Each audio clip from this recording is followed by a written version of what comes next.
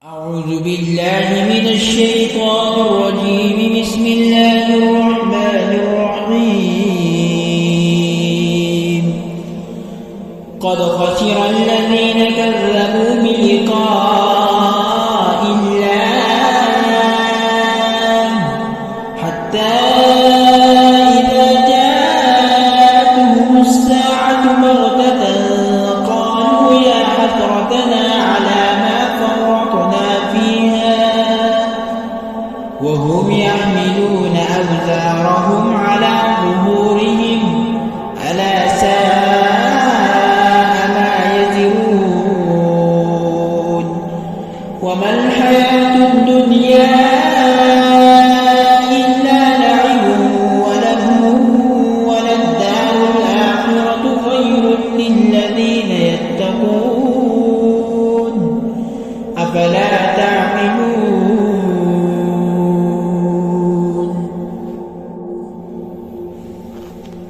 قد نعلم إنه ليحزنك الذي يقولون فإنهم لا يكذبونك ولكن الظالمين بآيات الله يجحدون.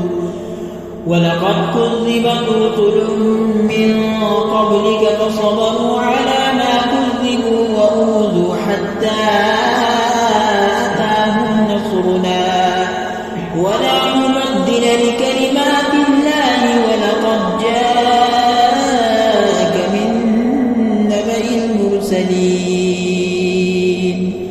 وإن كان كبر عليك إعراضهم فإن استطعت أن تبتغي نفقا في الأرض أو سلما في السماء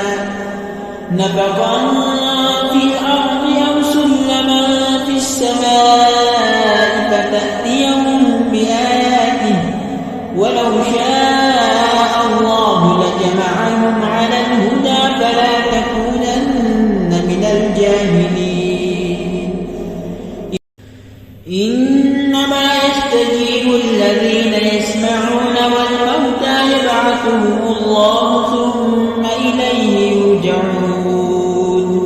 وقالوا لولا نزل عليه آية من ربه قل إن الله قادر على أن ينزل آية ولكن أكثرهم لا يعلمون.